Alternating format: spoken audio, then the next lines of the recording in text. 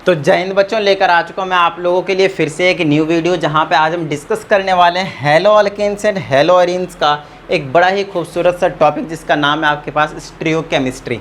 हालांकि बहुत सारे बच्चे इससे डरते हैं, बट आपको डरने की ज़रूरत नहीं, क्योंकि हम पढ़ा रहे हैं। आइए तो बात करते हैं यार, स्टीरियोकेमिस्ट्री है क्या। देखिए, हम वैसे तो आपको करवाने वाले थे रिएक्शंस, है ना, इसके जो न्यूक्लियोफिलिक सब्स्टिट्यूशन रिएक्शंस है, एलिमिनेशन रिएक्शंस है, रिएक्शन विद मेटल्स है, इन सारी चीज़ों को हम बेसिकली डिस्कस करने वाले थे। बट यहाँ पे उनको डिस्कस करने के लिए, यस, न्यूक्लियोफिलिक सब्स्टिट्यूशन रिएक्शन को पढ़ने के लिए मुझे थोड़ा सा स्टीरियोकेमिस्ट्री की हेल्प लेनी पड़ेगी उसमें। और यही रीज़न है कि पहले मैं आप लोगों को स्टीरियोकेमिस्ट्री करवा रहा हूँ, उसके बाद हम आपको करवाएंगे रिएक्शंस। ठीक है, चलिए। और reactions will be the last topic. ठीक है, हेलो अल्केन्स के रिएक्शन, फिर हेलो अरीन्स के रिएक्शन, मतलब इसके बाद आपके पास 2 वीडियोस और बनेंगे। अच्छा, उसके बाद एक ऐसा वीडियो हो सकता है शायद मैं बनाऊं या फिर ना भी बनाऊं, उसमें आपके पास कुछ एप्लीकेशन डिस्कस करने पड़ेंगे, लाइक कुछ इंपॉर्टेंट कंपाउंड्स होंगे जिसके बारे में आपको पढ़ना है। वो आप अगर आप खुद से भी रीडिंग लेते हैं तो आपको पता चल जाएगा। फॉर एग्जाम्पल, मैंने बोल दिया कि यार चलो ट्राइक्लोरोमीथेन है, तो ट्राइक्लोरोमीथेन कहाँ यूज़ होता है, कैसे यूज़ होता है, उन सारी चीज़ों के बारे में आपको पढ़ना है। तो यूजेस तो यार खुद से भी हम कर सकते हैं। चलिए फिर भी देख लेंगे, जैसा टाइम लगेगा उसके हिसाब से काम करेंगे। फिलहाल हम बात करें स्टीरियोकेमिस्ट्री की। तो यार स्टीरियोकेमिस्ट्री का कहना है, it is a branch of chemistry, एक ऐसा ब्रांच है केमिस्ट्री के जिसमें डील करते हैं हम 3D स्ट्रक्चर ऑफ मॉलिक्यूल्स के, है ना, and study of properties of this molecules. तो स्टीरियोकेमिस्ट्री के अंदर हम एक तो स्ट्रक्चर देखेंगे 3D वाला, 2D वाला नहीं। अभी तक जो हमें रिप्रेजेंटेशन देते आ रहे हैं, कार्बन के 4 बॉन्ड ऊपर नीचे लेफ्ट राइट हाइड्रोजन लगा दिया, नहीं, अब हम वो वाला चीज़ नहीं देखने वाले हैं। अब हम इसके 3D रिप्रेजेंटेशन देखने वाले हैं कि एक्चुअल में ये कैसे रिएक्शन करता है, कहाँ से किधर से कौन आता है, कौन अटैक करता है, और किस तरीके से सारी चीज़ें वहाँ पे अरेंज्ड होते हैं, सारे एटम्स 3D स्ट्रक्चर में, पूरे स्पेस में, उस चीज़ को हम यहाँ पे एनालाइज करने वाले हैं। ठीक है, तो स्टीरियोआइसोमर्स कौन से होंगे, ऑफकोर्स जिसके मॉलिक्यूलर फार्मूला सेम होंगे, स्ट्रक्चरल फार्मूला सेम होगा, और आईपीसी नेम भी आपके पास सेम देखने को मिलेंगे। Next, 3D arrangement of atoms, physical properties different होते हैं। 3D अरेंजमेंट एक तो अलग होते हैं, और दूसरी बात जो फिजिकल प्रॉपर्टीज़ होते हैं वो आपके पास अलग होते हैं। केमिकल प्रॉपर्टीज़ भी अलग हो सकते हैं। ठीक है, अलग अलग के लिए अलग अलग डिपेंड करता है। अब सबसे पहले हम ये देखेंगे कि ऑप्टिकल आइसोमर्स क्या होते हैं। ठीक है, और ऑप्टिकल आइसोमर्स को समझने के लिए हमें समझना पड़ेगा सबसे पहले कायरल कार्बन के बारे में। ठीक है, तो आओ यार कायरल कार्बन को समझते हैं। तो कायरल कार्बन का कहना है कि ऐसे कार्बन की हम इमेजिनेशन करेंगे जिस कार्बन पे जो 4 बॉन्ड होंगे, वो चारों के 4 बॉन्ड में डिफरेंट एटम्स अटैच्ड होंगे, सेम नहीं, या फिर 2 भी सेम, ऐसा भी नहीं है, 4 के 4 बिल्कुल अलग। फॉर एग्जाम्पल, ये मेरा कार्बन ABCD 4 अलग अलग एटम मैंने अटैच करवा दिया। उससे यहाँ पे एग्जाम्पल देख लीजिए, ये मेरा कार्बन एक बॉन्ड में क्लोरीन अटैच कर रखा है, दूसरे में हाइड्रोजन, तीसरे में आपके पास CH3 और चौथे में आपके पास OH। तो चारों के चारों बॉन्ड में डिफरेंट एटम्स को हमने यहाँ पे अरेंज कर दिया है, डिफरेंट ग्रुप्स को हमने लगा दिया है। और अगर ऐसा कुछ आपको मिलता है तो ये जो कार्बन होता है उसे हम बोलते हैं कायरल कार्बन। क्या बोलते हैं हम इसको? Chiral carbon. ठीक है, इतनी बात डन है। चलिए आगे की बात करते हैं हम। यहाँ पे 3D रिप्रेजेंटेशन हम मीथेन की कैसे करते हैं, या फिर किसी की भी रिप्रेजेंटेशन कैसे करते हैं, ये जो एक्चुअल में है वो उसे हम बोलते हैं 3D रिप्रेजेंटेशन। और 3D रिप्रेजेंटेशन के केस में हम क्या करेंगे, इसमें जैसे कि मीथेन था, इस तरह से रिप्रेजेंट करते थे हम 2D में, बट एक्चुअल में ये 2D में ये वाला रिप्रेजेंटेशन नहीं है। रिप्रेजेंटेशन ऐसा समझिए, ये मेरे पास क्या है, कार्बन है, ठीक है ना, एक ऊपर भेज दीजिए, एक नीचे भेजिए, एक पीछे भेज दीजिए, एक आगे भेजिए, इस तरह से 3D रिप्रेजेंटेशन देते हैं हम। थोड़ा सा एंगल का फ़र्क होता है, 90 पे नहीं होता, ये भी ध्यान रखना है, क्योंकि हम यहाँ पे 3D की बात कर रहे हैं, तो 90 360 वाले की बात ही नहीं होती यहाँ पे, ठीक है ना। तो एक ऊपर, एक नीचे, एक पीछे की साइड और एक आगे की साइड। तो पीछे की साइड जो होता है उसको हम डैश से रिप्रेजेंट करते हैं, ऐसे करके, ऐसे ऐसे ऐसे ऐसे ऐसे ऐसे ऐसे ऐसे रिप्रेजेंट करते हैं हम डैश से।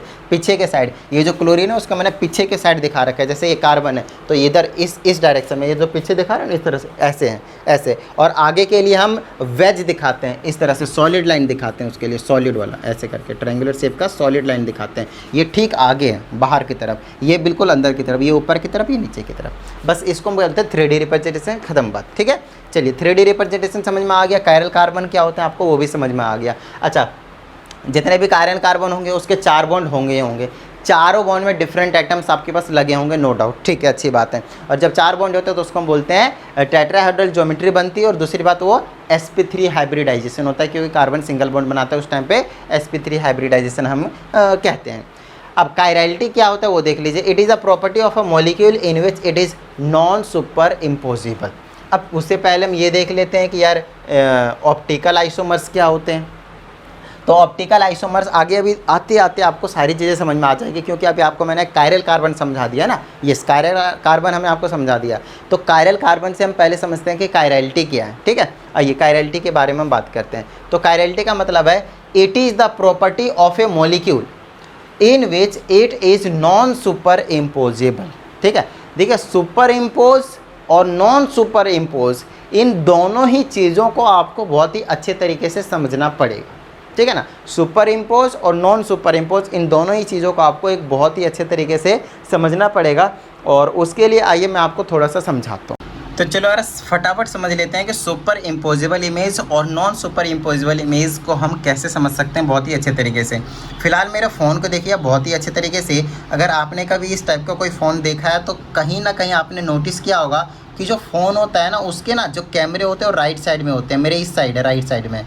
लेकिन अगर आप सामने वाले इमेज में देखो, जो मिरर में मेरी जो इमेज बन रही है उसमें आपको फील होगा कि जो कैमरा है वो किधर लेफ्ट हैंड साइड पे है, ठीक है। तो यहाँ पे अगर आप इसको बोलते हैं ना कि जो इमेज बन रही है मेरी और जो एक्चुअल में जो ये जो ऑब्जेक्ट है, इन दोनों को अगर मैं एक दूसरे को ऊपर रखता हूँ तो ये सुपर इम्पोज नहीं करेंगे। सुपर इम्पोज करने का मतलब ठीक एक दूसरे को ऊपर एग्जैक्टली फिट बैठ जाएंगे, है ना। अब फिट तो ये बैठेगा नहीं, क्योंकि इसका कैमरा राइट साइड दिख रहा है लेकिन इमेज का कैमरा किधर दिख रहा है आपको पास, लेफ्ट साइड। तो एक दूसरे को ऊपर रखेंगे तो कैमरा इधर और कैमरा इधर हो जाएगा, लेफ्ट और राइट हो जाएगा। तो ये दोनों ही ऑब्जेक्ट क्या है, सुपर इम्पोजिबल नहीं है। दूसरा आप देख लीजिए मेरे घड़ी को, यहाँ पे बहुत अच्छे तरीके से आप लोगों को टाइम विजिबल हो रहा होगा, बिल्कुल परफेक्टली, कोई टेंशन वाली बात नहीं है। लेकिन अगर मैं घड़ी का इसी का टाइम मैं आप लोगों को यहाँ पे दिखाता हूँ, देखिए यहाँ पे आप लोगों को विजिबल होगा मिरर वाले में उल्टी दिख रही है। तो एक दूसरे को अगर ऊपर में रखता हूँ तब भी वो एक दूसरे के ऊपर सुपर इम्पोज नहीं करेंगे। सुपर इम्पोज करने का सिंपल सा मीनिंग ये था कि हाँ भाई परफेक्टली एक दूसरे को ऊपर बैठ जाएगा, ठीक है। तो अभी मैंने आप लोगों को 2 एग्जाम्पल बताया कि यार ये सुपर इम्पोज नहीं कर रहे हैं, ठीक है। आप मेरे को खुद को अगर आप देख लें तो मैं भी सुपर इम्पोज एक दूसरे के ऊपर नहीं करेंगे, क्योंकि मेरा लेफ्ट मेरा राइट दिखा रहा है, मेरा राइट मेरे को लेफ्ट को दिखा रहा है। एक दूसरे को ऊपर रखूंगा तो लेफ्ट राइट पे जाएगा, राइट लेफ्ट पे जाएगा, तो वो भी सुपर इम्पोज नहीं करेंगे। तो सुपर इम्पोज करेगा कौन? अब इसका एग्जांपल लेते हैं, ठीक है। अगर आपको मान लो ये हाइड्रोजन पेरोक्साइड है, सॉल्यूशन 6%, इसको उड़ा दीजिए। ये जो स्टिकर लगा ना ऊपर ये वाला, इसको आप उड़ा दीजिए, समझिए कि है ही नहीं, ठीक है। अच्छा अगर मैं इसको उड़ा दूँ ना, और अब अगर मैं इसको यहाँ पे ऐसे रखता हूँ तो जैसी इमेज यहाँ बनेगी वैसी इमेज वहाँ बनेगी। तो अब ये दोनों ऑब्जेक्ट क्या होंगे, ऑब्जेक्ट और मिरर क्या होंगे, एक दूसरे के ऊपर सुपर इम्पोज कर लेंगे।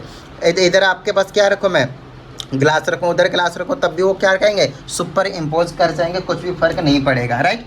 अच्छा अगर मैं इस हाथ का भी एग्जांपल लेता हूँ, देखिए ये ना मेरा लेफ्ट हैंड है, ठीक है ना, ये मेरा क्या है, लेफ्ट हैंड है। और लेफ्ट हैंड का ये मेरे पास किधर है, मेरे राइट साइड है। लेकिन उस सामने वाले इमेज का देखिए, इमेज के जो अंगूठा मेरे राइट, मैं ऑब्जेक्ट हूँ, मेरा राइट वाला ये जो अंगूठा है वो मेरे राइट में है। लेकिन जो इमेज है ना उसका देखिए अंगूठा किधर दिखा रहा होगा आपको, लेफ्ट में दिखा रहा होगा। तो कहीं ना कहीं, अच्छा सामने इमेज में आप देख सकते हैं मैं अपना जो फ़ोन है वो राइट हैंड से पकड़ा हुआ हूँ, लेकिन ऐसा आपको फील हो रहा होगा इमेज में कि उसने लेफ्ट हैंड में पकड़ा हुआ है। तो हम दोनों भी कहाँ हो, सुपर इम्पोज नहीं हो रहे, ये भी सुपर इम्पोज नहीं हो रहे हैं। तो इसको कहते हैं सुपर इम्पोज नहीं करना। कुछ ग्लास रख देंगे परफेक्टली सेम साइज का, बिल्कुल सेम टू सेम, तो उस टाइम पे जिसमें कुछ भी डिफरेंस ना पता चल सके तब वो सुपर इम्पोज कर जाते हैं। ठीक उसी तरह से आपके पास जो कायरल कार्बन होता है, ये इसमें कायरल कार्बन की बात कर रहा हूँ, जो कायरल कार्बन होते हैं ना उसके चारों के चारों एटम्स क्या होते हैं, डिफरेंट होते हैं भाई। अच्छा चारों कार्बन अगर डिफरेंट है तो वो भी सुपर इम्पोज नहीं करेंगे, क्योंकि उनकी पोजीशन चेंज हो जाएगी, लेफ्ट वाली राइट में हो जाएगी और राइट वाली लेफ्ट में हो जाएगी। ओके तो आप लोगों को एग्जाम्पल से कंफर्म हो गया होगा कि हाँ भाई सुपर इम्पोजिबल और नॉन सुपर इम्पोजिबल क्या होते हैं, राइट। अच्छा अब यहाँ पे देखिए, अच्छा अगर कोई कायरल कार्बन होगा तो 100% वो क्या होंगे, नॉन सुपर इम्पोजिबल होंगे, कोई टेंशन वाली बात नहीं है। तो यहाँ पे देखिए it can not super impose on it's on mirror image. तो जितने भी कायरलिटी प्रोसेस क्या, कायरलिटी क्या एक प्रॉपर्टी है, उस प्रॉपर्टी के अकॉर्डिंग एक कायरल कार्बन जो होते हैं वो दूसरे उसके जो मिरर इमेज होते हैं उसके ऊपर सुपर इम्पोज नहीं कर सकते। वही चीज़ यहाँ पर कही जा रही है। अच्छा यहाँ पर देखिए सिमेट्री और नॉन एसिमेट्री की क्या कहानी है। सिमेट्री यहाँ पर देखिए यहाँ पे इस वाले बिल्कुल बीचों बीच में बॉन्ड एसिमेट्री, यहाँ कहता है it is not showing chirality या ए कार्बन दिखाएगा, या फिर एसिमेट्री मतलब शोइंग कायरलिटी। अब यहाँ पे भी सिमेट्री और एसिमेट्री का भी लोचा है, ठीक है ना, सिमेट्री और एसिमेट्री का भी लोचा। मैं आपको समझाता हूँ कैसे इस चीज़ को हम बहुत ही अच्छे तरीके से क्लियर कर सकते हैं। विजिबिलिटी अच्छी है ना, ठीक है।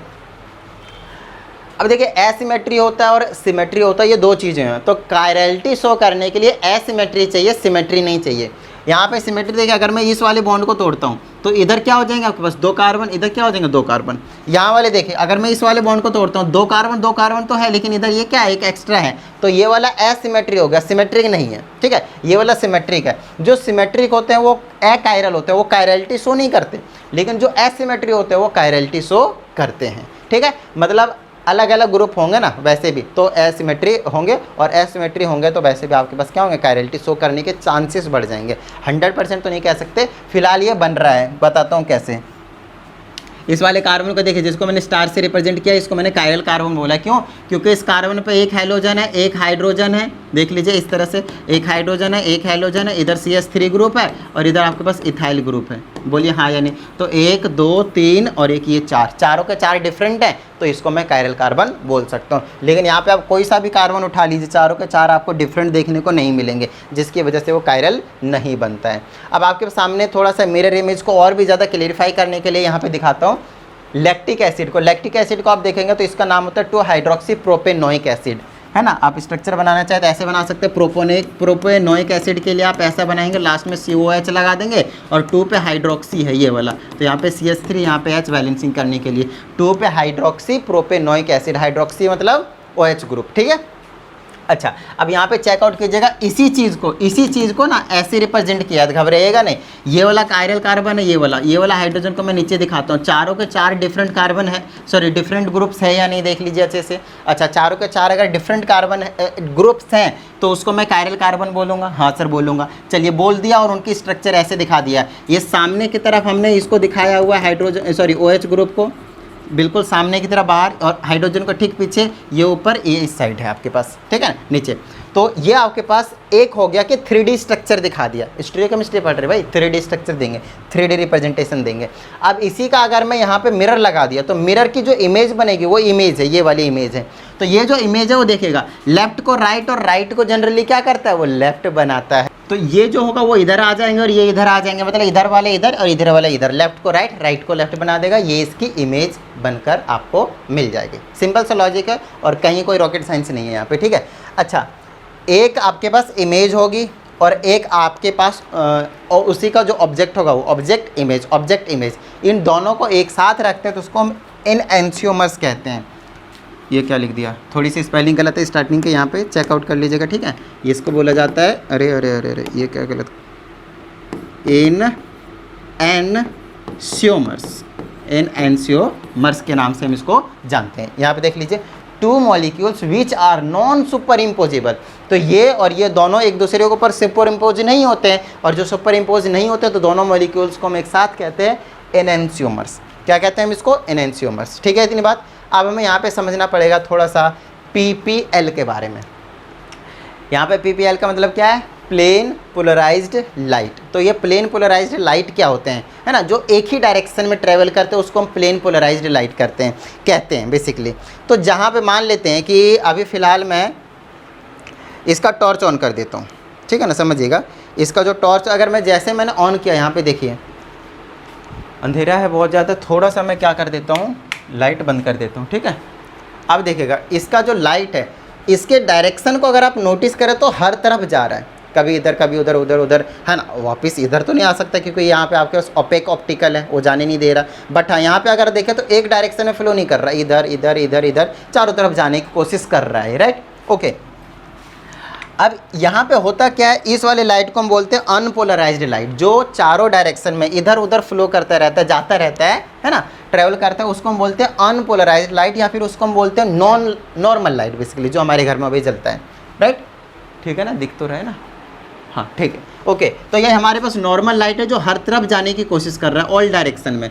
यहाँ पे हम लगा देते हैं एक निकोल प्रिज्म। निकोल प्रिज्म का काम होता है जितने भी आपके पास लाइट के होंगे अलग अलग डायरेक्शन में होंगे, और जितने भी निकोल प्रिज्म पे फॉल करेंगे उसको वो एक पर्टिकुलर डायरेक्शन में ऐसे सीधा करके दिखा देगा, एक डायरेक्शन में दिखा देगा वो, तो इसको बोलेंगे एक डायरेक्शन में, और इसको बोलते हैं प्लेन पोलराइज्ड लाइट। तो ये काम कौन करता है? निकोल प्रिज्म करता है। क्या इतनी सी बात समझ में आ गई आप लोगों के? डन है इतनी बात? ठीक है, चलिए आगे की बात कर लेते हैं। अच्छा, अब ऑप्टिकली एक्टिव कंपाउंड क्या होते हैं हम उसके बारे में बात करेंगे। आपको ये बता दिया कि कायरल कार्बन कौन से होते हैं, जिसके चारों डिफरेंट एटम्स होते हैं, ठीक है, अच्छी बात है, ठीक है। नॉन सुपर इम्पोजिबल हमेशा होते हैं कायरल कार्बन के। कायरलिटी क्या है? एक ऐसा प्रॉपर्टी है जिसकी वजह से वो एक दूसरे के ऊपर सुपर इम्पोज नहीं करते हैं, है ना। दो ऐसे मॉलिक्यूल्स जो एक दूसरे के ऊपर सुपर इम्पोज नहीं करते हैं उनको हम एनेंशियोमर्स के नाम से जानते हैं, राइट, ओके। अब ऑप्टिकली एक्टिव कंपाउंड हम उसे कहते हैं जिसके पास कायरल कार्बन होता है, जिसके पास कायरल कार्बन होता है, ठीक है। अब यहाँ पे देखिए ऑप्टिकली एक्टिव कंपाउंड ले रखा है मैंने, विच हैव कायरल कार्बन। अब जिसके पास कायरल कार्बन होंगे वो नॉन सुपर इम्पोजेबल होंगे, जो नॉन सुपर इम्पोजेबल वाले कंपाउंड होंगे, मॉलिक्यूल्स होंगे, उसके कंपाउंड्स को हम बेसिकली कहेंगे ऑप्टिकली एक्टिव कंपाउंड। तो एक मैंने मान लीजिए कि बीकर ले रखा है और उसके अंदर क्या है? ऑप्टिकली एक्टिव कंपाउंड है मेरे पास। उसके बाद यहाँ से मैंने पीपीएल इसके ऊपर फॉल करवाया, पीपीएल का मतलब प्लेन पोलराइज्ड लाइट मैंने इसके ऊपर फॉल करवाया, और जैसे मैंने इसमें प्लेन पोलराइज्ड लाइट जो फॉल करवा दिया तो ये जो चीज़ है वो दो काम कर सकता है, या तो ये सीधा था तो ये ऐसे राइट के साइड में क्लॉकवाइज मूव कर सकता है, या फिर ये एंटी क्लॉकवाइज लेफ्ट हैंड के साइड जो आपके पास थोड़ा सा टिल्ट हो सकता है, ट्विस्ट हो सकता है, मुड़ सकता है, बेंड हो सकता है, ठीक है इतनी बात। अच्छा, अगर ये राइट हैंड साइड पे क्लॉकवाइज मूव करता है कुछ एंगल से, थोड़ा सा एंगल से मान लेते हैं 30 डिग्री, 15 डिग्री, 20 डिग्री, कुछ भी, है ना, तो उसको हम कहते हैं डेक्स्ट्रो रोटेटरी, या फिर उसको हम डी स्मॉल डी या फिर पॉजिटिव के साइन से रिप्रेजेंट करते हैं। दूसरा, अगर लेफ्ट हैंड साइड पे एंटी क्लॉकवाइज मूव कर जाता है किसी एंगल से तो उसको हम कहते हैं लेवर रोटेटरी, स्पेलिंग देखिएगा LAEVO है, ठीक है ना, लेवर रोटेटरी, स्मॉल एल या फिर हम माइनस के साइन से इसको हम रिप्रेजेंट करते हैं। अच्छा, ध्यान रखेगा ये जो कितने एंगल से मूव करा है, राइट हैंड साइड या फिर लेफ्ट हैंड साइड, वो हम मेजर कर लेते हैं पोलैरीमीटर के नाम के एक डिवाइस से, ठीक है। चलिए आगे चलते हैं। नेक्स्ट आपके पास रेसमिक मिक्सचर। यहाँ पे दो काम हो सकते थे, या तो राइट या तो लेफ्ट, वो डिपेंड करेगा इसके अंदर कौन सा कंपाउंड कितना है, राइट घुमाने वाला है या फिर लेफ्ट घुमाने वाला है। लेकिन अगर हम एक ऐसे कंपाउंड की कल्पना करें, रेसमिक मिक्सचर हम जिसको कहते हैं, जिसके अंदर राइट घुमाने वाला कंपाउंड 50% हो और लेफ्ट घुमाने वाला कंपाउंड भी 50% हो, जिसकी वजह से मान लेते हैं यहाँ पे ऑप्टिकली एक्टिव कंपाउंड है, लेकिन प्लस वाला राइट घुमाने वाला 50% है और लेफ्ट घुमाने वाला कंपाउंड भी क्या आपके पास 50% है। तो ये जो प्लेन पोलराइज्ड होगा वो इधर जाएगा, ये राइट घुमाएगा, इतना ही वो लेफ्ट घुमा देगा, तो वो एग्जैक्टली वहीं पे आ जाएगा, 50-50% होगा। तो ये जो मिक्सचर आया उसको हम बोलते हैं रेसमिक मिक्सचर, ठीक है। तो equimolar mixture of two optically active compound which can not rotate PPL is called racemic mixture, है ना। वही सिंपल सी जो चीज़ हमने आपको यहाँ पे समझाया वही चीज़ हमने यहाँ पे स्टेटमेंट के फॉर्म में लिख दिया है। दोनों का मोलर रहने वाले सेम से, मतलब इक्विमोलर मतलब सेम अमाउंट में रहने वाले। नेक्स्ट है आपके पास डाइस्ट्रियोमर्स, है ना। डाइस्ट्रियोमर्स आपके पास क्या आने वाले हैं? दो कायरल कार्बन वाले को हम कहते हैं डाइस्ट्रियोमर्स, ठीक है। यहाँ पे देख लीजिए, अगर आपके पास यहाँ पे देखिए इस वाले कार्बन, यहाँ पे कंपाउंड को देखिए बहुत ही अच्छे तरीके से। पहले इस वाले कार्बन को नोटिस कीजिए, एक इधर ये पूरा का पूरा होगा, पहला, दूसरा, तीसरा, चौथा। क्या ये चारों डिफरेंट है? हाँ सर डिफरेंट है। अगर ये डिफरेंट है तो ये क्या हो गया मेरे पास? Chiral carbon. अब इसको नोटिस करें, इसका ये पूरा एक होगा, ये दूसरा होगा, ये तीसरा होगा, ये क्या हो गया आपके पास? चौथा हो गया। ये चारों क्या डिफरेंट है? हाँ सर डिफरेंट है। अच्छा डिफरेंट है तो आपके पास क्या हो गया? वो भी ऑप्टिकली एक्टिव कंपाउंड है। ऑप्टिकली एक्टिव कंपाउंड तो है, लेकिन इसको हम क्या कहते हैं? डाइस्ट्रियोमर्स कहते हैं। डाइस्ट्रियोमर्स क्यों? क्योंकि इसमें दो दो कायरल कार्बन देखने को मिलता है, ठीक है। अच्छा आपको ध्यान रखना है, अगर आपके पास कायरल कार्बन दो हैं तो उसके जो ऑप्टिकली एक्टिव कंपाउंड्स जो बनते हैं ना वो 4 बनते हैं। कैसे? 2 की पावर n होता है इसका फॉर्मूला। तो 2 की पावर n, 2 की पावर में वो रखोगे जहाँ पे आपके पास कितने कायरल सेंटर है, कितने कायरल कार्बन, ठीक है। इतनी बात डन है। चलिए तो 2 की पावर 2 रखेंगे तो 4 ऑप्टिकली एक्टिव कंपाउंड्स बनेंगे। कौन कौन से बनेंगे आइए दिखाता हूँ।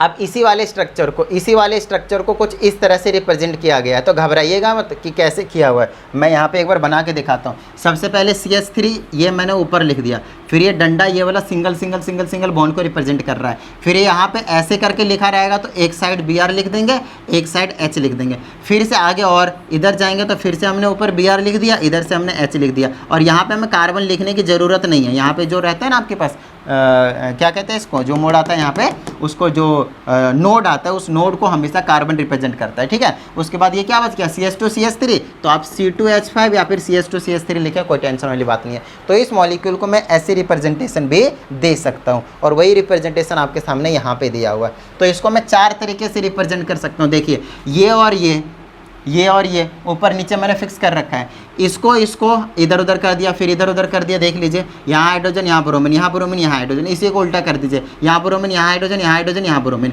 यहाँ पे देखिए दोनों साइड हाइड्रोजन, दोनों साइड ब्रोमीन, इधर दोनों साइड ब्रोमीन, दोनों साइड हाइड्रोजन। समझ में आ गई इतनी बात? डन है, ठीक है। चलिए अब यहाँ सब में देखोगे दो कायरल कार्बन आपको देखने को मिलेंगे, इसीलिए इसके टोटल कितने ऑप्टिकली एक्टिव कंपाउंड्स हो गए, 4 हो गए, ठीक है। चलिए अच्छा, एनेंशियोमर्स किसको कहेंगे, इसको और इसको। अगर मान लेते हैं, अब यहाँ से आपको समझ में आ जाएगा मिरर इमेज और भी अच्छे से। इसको उठाया और इसके ऊपर रख दिया तो क्या एक दूसरे के ऊपर फिट बैठ जाएंगे, जो जहाँ था उसी के ऊपर जाके बैठेगा। हाइड्रोजन जाके ये वाला हाइड्रोजन इस पे बैठेगा, तो ये तो सेम नहीं हुआ। अच्छा नहीं हुआ तो एक दूसरे को क्या हो जाएंगे, एनेंशियोमर्स। तो 2 ऐसे मॉलिक्यूल जो एक दूसरे के ऊपर सुपर इम्पोज नहीं करते हैं उसको हम क्या कहते हैं, एनेंशियोमर्स कहते हैं, ठीक है। ये भी एक दूसरे का क्या हो जाएगा, एनेंशियोमर्स होंगे, एक दूसरे के ऊपर फिट नहीं बैठेंगे। अच्छा डायस्ट्रियोमर्स क्या होते हैं आपके पास, जो मिरर इमेज नहीं होने चाहिए, सुपर इम्पोज भी नहीं करना चाहिए। तो पहला हो गया, तीसरा हो गया, और दूसरा हो गया, और चौथा। तो पहले और तीसरे को देख लीजिए, इस वाले को इस वाले के ना, इनके कुछ मिरर इमेज, ये इसका मिरर इमेज है क्या, पॉसिबल ही नहीं है। देखिए इसकी पोजीशन ही अलग है, इसकी पोजीशन ही अलग है। इधर वाला उधर करो, इधर वाला इधर करो, तब भी ये नहीं बनेगा। तो ये तो एक तो इमेज है ही नहीं, मिरर इमेज होंगे ही नहीं, तो सुपर इम्पोज भी नहीं करेंगे। जो मिरर इमेज भी नहीं होंगे, सुपर इम्पोज भी नहीं करेंगे, उसको हम डायस्ट्रियोमर्स के नाम से जानते हैं, 2 कायरल सेंटर वाले के साथ, ठीक है। तो पहला और तीसरा, दूसरा और चौथा आपके पास क्या हो जाएंगे, डायस्ट्रियोमर्स हो जाएंगे। क्या इतनी सी बात समझ में आ गई? नेक्स्ट आपके पास मेसो कंपाउंड। मेसो कंपाउंड के बाद हम पढ़ लेंगे इन्वर्जन एंड रिटेंशन। उसके बाद आपके पास ये जो टॉपिक होगा हमारा वो ख़त्म हो जाएगा। फिर अपना जो रिएक्शन वाली कहानी आएगी वो हम शुरू कर देंगे। तो आओ यार फटाफट देख लेते हैं कि मेसो कंपाउंड हम किसे कहते हैं। हमने यहाँ पे एग्जांपल लिया टार्टरिक एसिड का, जो इमली के अंदर पाया जाता है। कुछ इस तरह का इसका फॉर्मूला देखने को मिलता है, इधर भी COH इधर भी COH रहता है, बीच में 2 हाइड्रोक्सी ग्रुप रहते हैं, आपके पास 2 हाइड्रोजन रहते हैं। यहाँ पे अगर आप नोटिस करें तो आपको पता चलेगा ये भी कायरल कार्बन है, ये भी कायरल कार्बन है आपके पास। तो सर आपको कैसे पता चला, अभी बता देते हैं। क्योंकि उसके चारों ग्रुप में क्या देखूंगा, डिफरेंट देखूंगा। इस कार्बन को लिया, ये पूरा का पूरा 1 हो गया, ये 2 हो गया, ये 3 हो गया, ये 4 हो गया। क्या ये चारों डिफरेंट है? हाँ सर। तो 2 कायरल कार्बन इसमें देखने को मिला, एक यहाँ पे, एक ये वाला भी, क्योंकि ये डिफरेंट है। ये चारों क्या हो गया आपके पास, डिफरेंट ग्रुप हो गए, ठीक है। इतनी बात। तो 2 कायरल कार्बन है, मतलब ये डायस्ट्रियोमर्स है। अच्छा डायस्ट्रियोमर्स हैं, 2 कायरल कार्बन है, तो 2 की पावर 2, मतलब इसके भी 4 ऑप्टिकली एक्टिव कंपाउंड्स बनने चाहिए, लेकिन बनता नहीं है। तो सर ऐसा क्यों? तो आओ यार हम आपको समझाते हैं क्यों। पहला देखो, इधर उधर अपोजिट डायरेक्शन में ऐसे कुछ करके लिख दिया है, ये कंपाउंड बन गया, बहुत अच्छी बात है। अब आते हैं तीसरे वाले पे। जैसे मैंने तीसरा बनाया तो इसी टाइप का मैं एक चौथा भी तो बना सकता हूँ ऐसे करके। देखिए ऊपर में COH लिखूंगा, यहाँ पे भी COH लिखूंगा, ये वाला इधर पलट दूंगा, ये वाला इधर पलट दूंगा, तो ये हो गया OH, यहाँ पे भी OH, यहाँ पे हाइड्रोजन, यहाँ पे हाइड्रोजन। ये चौथा बनना चाहिए, ये चौथा बनना चाहिए। लेकिन ऑप्टिकली एक्टिव कंपाउंड हम किसको कहते हैं? यस, ऑप्टिकली एक्टिव कंपाउंड हम उसी को कहते हैं जो कायरलिटी प्रॉपर्टी को शो करता है, और कायरलिटी प्रॉपर्टी को वही शो करेगा जिसके अंदर कायरल कार्बन होंगे। अब इसके अंदर जो है वो कायरल कार्बन दोनों के दोनों सेम होते हैं। मैं आपको समझाता हूँ। यहाँ पे देखिए, यहाँ पे कार्बन है, अच्छी बात है। पहला देखिए, दूसरा देखिए, तीसरा देखिए, और ये चौथा देखिए, ठीक है। इतनी बात ओके।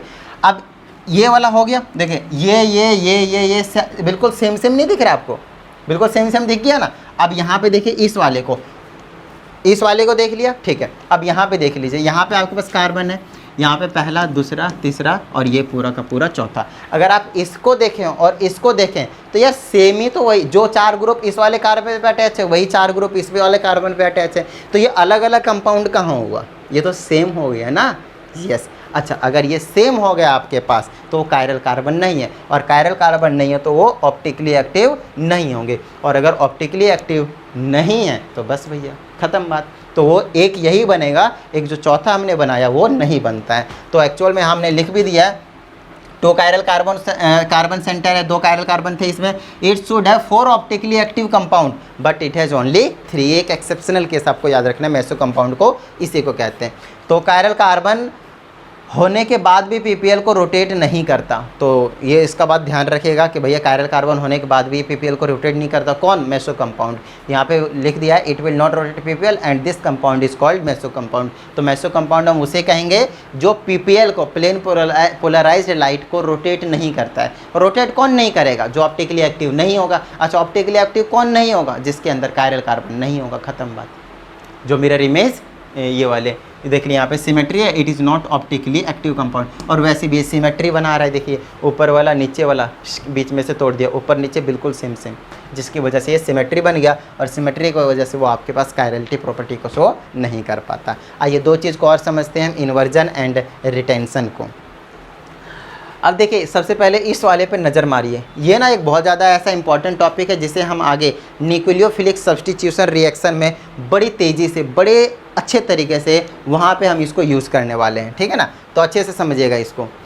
100% ये एक कायरल कार्बन है, नो डाउट, अच्छी बात है, ठीक है, क्योंकि चारों ग्रुप क्या मैंने डिफरेंट ले रखा है। ब्रोमीन होता है पार्सली नेगेटिव, कार्बन हो गया पार्सली पॉजिटिव, क्योंकि इलेक्ट्रॉन डोनर होता है, इलेक्ट्रॉन एक्सेप्टर होता है, ये इसकी इलेक्ट्रोनेगेटिविटी चाहता है। चलिए कोई बात नहीं। इधर से आया न्यूक्लियोफाइल। अब न्यूक्लियोफाइल होता क्या है वो समझ लीजिए।